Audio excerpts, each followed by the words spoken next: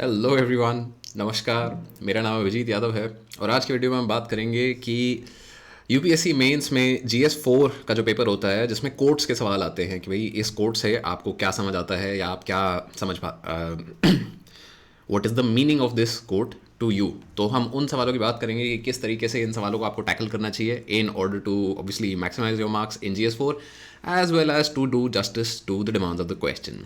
Right, so before we begin, ये मेरे बारे में कुछ बेसिक जानकारी है। जो लोग मुझसे पहली बार मिल रहे हैं यहाँ इसे देख सकते हैं। एंड जीएस 4 एथिक्स, सो सबसे इंपॉर्टेंट चीज़ जो आपको ये याद रखनी है इस पेपर के दौरान वो ये है कि भाई being practical gets you more marks. And I apologise for the construction sounds क्योंकि इसके बारे में मैं कुछ नहीं कर सकता हूँ, but keep in mind that being practical gets you more marks instead of कि भाई आप जीएस 4 के पेपर में जाके कोट करो कि भाई थ्योरी इसने वो बोला, उसने वो बोला, यूं हो गया, ऐसे हो गया, उससे आपको नंबर नहीं मिलेंगे। बट अगर आप प्रैक्टिकल बात करोगे कि भाई ये दिक्कत है इस क्वेश्चन में या इस सिचुएशन में, एंड उसे अगर प्रैक्टिकली देखा जाए तो ये सब चीज़ें हम कर सकते हैं। अब जैसे प्रैक्टिकल में क्या होता है कि केस स्टडीज़ में कई बार सम पीपल सजेस्ट कि भाई I will quit service and do this, so that is an extreme thing, that is not being practical. क्योंकि प्रैक्टिकल अगर आप हो तो आप ये मानते हो कि भाई मतलब नौकरी कोई नहीं छोड़ने वाला है, तो नौकरी में रहते हुए आप क्या सोल्यूशन निकाल पाते हो, that is being practical. And this is exactly why you get more marks in GS 4 ethics by being practical rather than theoretical. क्यों? क्योंकि आप जब सर्विस में हो तब आप प्रैक्टिकल प्रॉब्लम से डील कर रहे होगे कि भाई किसी की फसल खराब हो गई, आपको प्रैक्टिकल सोल्यूशन निकालना है कि भाई क्या कर सकते हैं, कौन सी फसल बीमा योजना लगा सकते हैं या क्या कर सकते हैं, किस तरीके से आप इस इंसान की मदद कर सकते हो with in the legal framework. Practical problems आपको आएंगे और आपका प्रैक्टिकल सॉल्यूशंस के बारे में सोचना है। That is why GS 4 ethics में you will get more marks if you write practically rather than theoretically. So instead of कि भाई आप बोलो कि भाई यूटिलिटेरियन एथिक्स के तहत ये सही है या फिर डिओंटोलॉजिकल एथिक्स के तहत ये सही है, नहीं, प्रैक्टिकली देखो तो ये चीज़ हमें करनी चाहिए। This is how you should approach GS 4 ethics and this is how you should approach the quotes वाले क्वेश्चंस इन जीएस 4। तो इस तरीके का एक सवाल होता है, what do each of the following quotations mean to you. हमेशा ये यहाँ पे लिखा होगा कि what do they mean to you. So इसके बारे में भी again I would like to specify some things कि इवन दो सवाल में डायरेक्टली लिखा है what do they mean to you, avoid first person in the sense कि ये मत लिखो I will do this, I will go here, me, I, me, my, avoid them. I, me, my are, this is what you call first person, and इसको आपको avoid करना है कि इसमें आपको नहीं लिखना है। आपको थर्ड पर्सन में प्रेफरेबली लिखना है even though it is directly asked here कि what do they mean to you. Why? It's general good practice. मतलब ऐसे कोई हार्ड एंड फास्ट रूल नहीं है ये, but it is a general good practice कि it shows you are not मतलब self obsessed या मतलब हर चीज़ में आई नहीं आ रहा है। क्योंकि ये एक चीज़ बहुत ज़रूरी है जो अगर आप सर्विस में जाते हो तो यू विल रिकग्नाइज कि जितना ज़्यादा आप आए करोगे वहाँ पे उतना ज़्यादा आपको मतलब डिसएडवांटेज रहेगी in your service life. So prefer writing in the third person. तो जैसे ये सवाल है what do each of the following quotations mean to you, and उसके बाद ABC 3 पार्ट होंगे। ऑलमोस्ट हर साल 30 मार्क्स का ये एक सेक्शन आता है इन जीएस 4। तो ऐसे 3 कोटेशंस आएंगे। These are from I think 2019। ये 2019 का मेंस का पेपर था, उसमें ये 3 कोटेशंस आए थे। An unexamined life is not worth living, Socrates एक मतलब बहुत ही कॉमनली यहाँ पे आ जाते हैं। सिमिलरली APJ अब्दुल कलाम भी यहाँ पे काफ़ी आ जाते हैं। सो दीज आर 2 थिंकर्स जो कि मतलब बहुत ही फ्रीक्वेंट यहाँ पे पाए जाते हैं। ऑब्वियसली गांधी जी का एक ना एक क्वेश्चन तो एथिक्स के पेपर में आ ही जाता है कहीं ना कहीं से, बिकॉज ऑब्वियसली गांधी जी ने बहुत एक एथिकल लीडरशिप गाइडेंस एंड एक एथिकल फ्रेमवर्क दिया था हमें सोचने के लिए, जीने के लिए। तो उसके बारे में आपको पता होना चाहिए, आपको उसके बारे में जानकारी होनी चाहिए। Now second thing that you need to avoid in these questions are extreme views. Despite the fact कि ये पूछा गया है कि what do these quotations mean to you, उसका मतलब आप ये नहीं लेके जा सकते कि भाई मतलब जेल में डाल दो सबको, सब बंद कर दो। ये avoid extreme views. Why? Because that just shows that you are not a centered, balanced person, and what UPSC is looking for with the civil service exam is a balanced individual. क्यों? क्योंकि आपको हर तरीके की situation में as अगर आप select हो जाते हैं एज IAS IPS या Indian foreign services for some people, तो अगर इन सिचुएशंस में आप बैलेंस नहीं हैं, you are prone to extreme views, तो फिर obviously you will not be effective in these roles. So avoid extreme views. And third point, avoid too much theory. Practical रह के चलो, प्रैक्टिकल बातें करो, इंस्टेड ऑफ टॉकिंग अबाउट कि उस thinker ने ये बोला था, इस थिंकर ने ये बोला था। आप ये देखो कि भाई आम जिंदगी में, एवरीडे लाइफ में इस चीज़ का क्या अर्थ है। So now let's talk about some examples. So these are questions from mains 2020। जैसे कि मैंने बोला था कि भाई 19 में भी सोक्रेटिस आए थे, 2020 में भी सोक्रेटिस आ गए हैं फिर से। अ system of morality which is based on relative emotional values is a mere illusion, a thoroughly vulgar conception that has nothing sound in it and nothing true। तो अगर हम इस कोटेशन को देखें, उसे तोड़े पार्ट्स में, तो ये बात कर रहे हैं एक system of morality. A system of morality, just a second, तो system of morality based on relative emotional values, right, is a mere illusion. तो ऐसा हमें कौन सा एक सिस्टम ऑफ मोरालिटी पता है जिसमें मतलब रिलेटिव वैल्यू की बात की जाती है? तो ऑब्वियसली हमें पता है utilitarian ethics. Utilitarian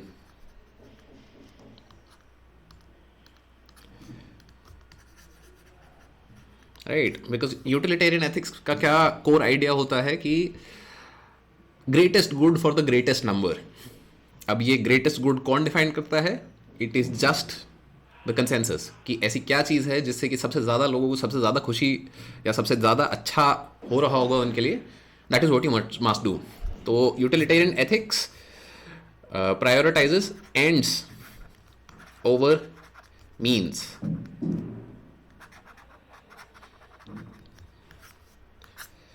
right. And कभी कभार इसमें फिर ऐसे डिफ़िकल्ट सवाल यूटिलिटेरियन एथिक्स में उठ जाते हैं कि क्या वर्ल्ड वॉर 2 जस्टिफाइड था? क्यों? मतलब इसको अगर देखें गहराई से, तो वर्ल्ड वॉर 2 के बाद जो टेक्नोलॉजिकल एडवांसमेंट हुआ है, जो मतलब रैपिड प्रोग्रेस हुई है, बिकॉज कंप्यूटर्स उस टाइम पे काफ़ी ज़्यादा प्रैक्टिकल यूज़ में आए, उसके बाद जो इंडस्ट्रियल कॉम्प्लेक्स था वो बहुत ज़्यादा ग्रो किया, वो बहुत ज़्यादा मतलब डाइवर्सिफाई किया, despite the fact that world war 2 cost about 70 million lives. How do you balance कि भाई मतलब क्या 70 मिलियन लोगों की ज़िंदगी, मतलब 7 करोड़ लोगों की ज़िंदगी इनफ थी to create the world that we know today? Because obviously ये चीज़ आप कह सकते हैं कि भाई लाइफ एक्सपेक्टेंसी आज की डेट में ज़्यादा है, लिविंग कंडीशंस बेटर हैं पहले से, बहुत सारी चीज़ें हैं कि मतलब आज की date is better than what we were in maybe 1930s और 40s। बट क्या वर्ल्ड वॉर 2 एक जस्टिफाइड प्राइस था इसके लिए? तो यूटिलिटेरियन एथिक्स में ऐसे डिफिकल्ट सवाल आते हैं, and this is exactly what somehow Socrates is trying to tell you. तो आपको इसमें नहीं जाना है कि यूटिलिटेरियन एथिक्स में यूँ बोलते हैं, ऐसे बोलते हैं, क्या करते हैं, ये नहीं करते हैं। आपको सिंपल सा प्रैक्टिकल तरीके से यहाँ पे देखना है कि सोक्रेटिस क्या कहना चाह रहे हैं, कि अगर आपकी नैतिक जो भावनाएं हैं, जो नैतिक मूल्य है, मोरालिटी अगर आपकी रिलेटिव है, कि कंडीशन चेंज होने पे कि भाई आज आप घर पे बैठे हो तो आपकी मोरालिटी अलग है, कल आप सर्विस में चले गए तो आपकी मोरालिटी अलग है, जहां आप जाओ अगर उसके हिसाब से आपकी मोरालिटी बदलती है, तो उस चीज़ को सोक्रेटिस बोल रहे हैं कि it is there is nothing sound in it and there is nothing true. जब ये दो इंपॉर्टेंट वर्ड्स यहां पे आ जाते हैं, nothing sound and nothing true, इनके बारे में भी फिर आपको इस सवाल में बात करनी है कि सोक्रेटिस की हमेशा बात होती थी कि you should always search for the truth, जैसे कि गांधी जी ने भी कहा था। बट प्रैक्टिकली अगर देखा जाए तो एब्सोल्यूट मोरालिटी की यहाँ पे ये बात कर रहे हैं कि मोरालिटी जो है आपकी अगर सिचुएशन डिपेंडेंट है, कि आप कहाँ बैठे हो, किससे बात कर रहे हो, अगर उसके बेसिस पे आप ये डिसाइड करोगे कि क्या सही है, ये क्या गलत है, तो आप एक खोखले इंसान बन जाओगे। एंड ये एसेंशली ये कोटेशन कह रहा है मुझे। तो अगर आप देखो तो यूटिलिटेरियन एथिक्स वगैरह सब हटा दो, सब कुछ जो थियोरेटिकल है उसको हटा दो, एंड यहाँ पे हमने बात करी बस एक सिंपल सी चीज़ की कि अगर क्या सही है और क्या गलत है आपकी इस चीज़ की पहचान इस पे निर्भर करती है कि आप किसके साथ बैठे हो या किस सिचुएशन में हो, तो आप एक खोखले इंसान हो। तो this is what I understand from this quotation that Socrates has said and GS4 के पेपर में आई है। तो जितना ज़्यादा आप इसमें प्रैक्टिकल बात करोगे कि भाई खोखले इंसान क्यों खोखले होते हैं, ये कोटेशन इस बारे में है, तो it will be so much better and so much more rewarding in terms of marks for you. जब आप थ्योरेटिकल बहुत ज़्यादा बात करने लग जाते हो तो फिर मतलब एग्जामिनर को भी थोड़ा ऐसा लगता है कि भाई मतलब इन्होंने पढ़ लिया है बट शायद समझ नहीं आया। तो जब आप प्रैक्टिकल बात करते हो, एंड प्रैक्टिकल बात करने के लिए ऑब्वियसली आपको यहाँ पे एग्जाम्पल्स भी देने चाहिए, राइट? तो एग्जाम्पल्स कैसे आप दे सकते हो यहाँ पे? You can take examples from everyday life, from leaders, कि भाई कौन ऐसे थे जो भाई जहाँ जा रहे हैं और जिसके हिसाब से जा रहे हैं अपना मतलब रूप बदल लेते हैं। तो जिनको जैसे गिरगिट बोला जाता है कॉमन पार्लर्स में कि भाई ये बंदा जिस जहाँ बैठा होता है उसी के हिसाब से रंग बदल लेता है। तो गिरगिट लोग अच्छे लोग नहीं माने जाते, राइट?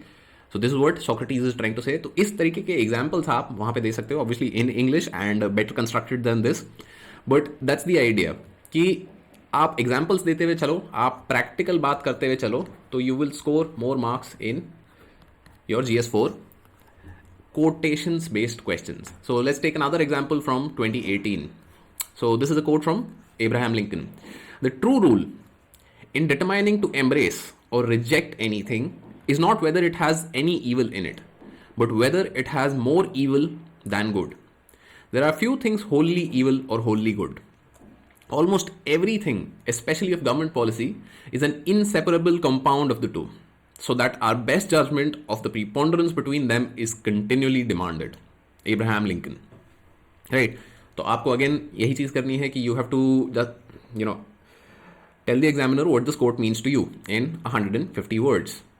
Now एक चीज़ अगर आप नोटिस करोगे तो ये कोट जो 2018 में आया है, जो पिछला कोट हमने देखा 2020 में आया, तो आपस में ये कॉन्ट्रडिक्टरी हैं, and that is why I have chosen them for examples for this video, कि आपको डिस्पाइट द फैक्ट ये कॉन्ट्रडिक्टरी हैं, अपने अंदर कॉन्ट्रडिक्शन नहीं लेके आनी है, या आपको पेपर के बीच में कंफ्यूज नहीं होना है। ऐसे सवाल आ सकते हैं, ऐसे सवाल बन सकते हैं, and you need to treat each of them in their own merit. कि भाई आपको जो सवाल दिया गया है आपको सिर्फ उसका मेरिट देखना है, आपको ये रिलेटिव नहीं देखना कि भाई लिंकन बोल रहे हैं कि भाई गुड या ईवल का बैलेंस देख लो, किसमें ज़्यादा गुड है उसको हम प्रेफर करते हैं। सोक्रेटिस बोल रहे हैं कि भाई आप गुड और ईवल को आगे पीछे करते रहोगे जहाँ भी बैठे हो, तो भाई आप ही फ्रॉड हो। So don't get confused and treat each of them individually on their own merit. तो इस सवाल में अगर देखा जाए तो कायदे से लिंकन भी वही बात बोल रहे हैं जो अभी सोक्रेटिस ने थोड़ी देर पहले बोली, कि there is some absolute moral standard, कि एब्सोल्यूट मॉरल स्टैंडर्ड रखने के बाद लिंकन सेकंड पार्ट पे बोलते हैं, सोक्रेटिस ने पहले पार्ट पे बात करी थी कि भाई एब्सोल्यूट मॉरल एक स्टैंडर्ड होना चाहिए, ऐसा नहीं होना चाहिए कि आप जहां बैठे हो उसके हिसाब से रंग बदल रहे हो। दूसरी चीज अब उसके आगे जो लिंकन बोलते हैं वो कि एब्सोल्यूट मॉरल स्टैंडर्ड ठीक है रख लिया आपने, बट आपको उस एब्सोल्यूट मॉरल स्टैंडर्ड को हर जगह अप्लाई करते हुए चलना है, क्योंकि ऐसी कोई चीज नहीं होती दुनिया में जिसमें कंप्लीट ईवल हो। कि अगर देखा जाए तो मे बी शायद ढूंढने पे हिटलर के अंदर भी कोई अच्छी क्वालिटीज मिलेंगी, मे बी।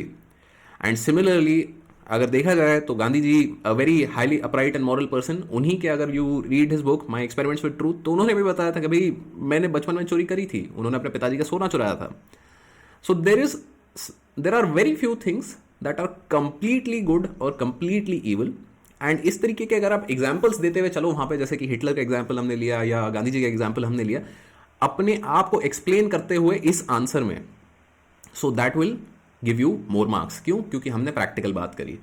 सो इसमें ऑब्वियसली एक और एंगल आ जाता है गवर्नमेंट पॉलिसी का, कि गवर्नमेंट पॉलिसी में जैसे कि हम जानते हैं कि भाई इंक्लूजन एंड एक्सक्लूजन एरर्स होते हैं, तो this is a very practical thing to talk about, instead of talking about theory की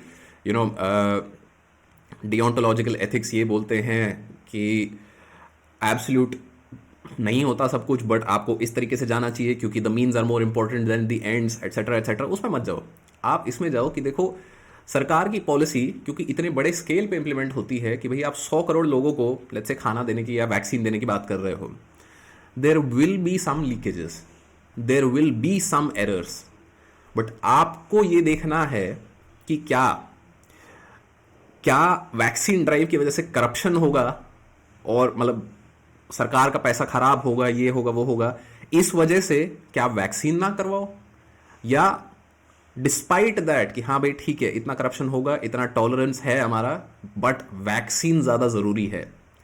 तो इस तरीके के एग्जाम्पल्स अगर आप इस आंसर में आपने देते हो कि भाई आपने पहले तो इंडिविजुअल्स के बारे में बात कर ली, फिर आपने गवर्नमेंट पॉलिसी के बारे में भी एक एग्जाम्पल लेके बात करी, so that will lead too much much more marks for you in GS4 means.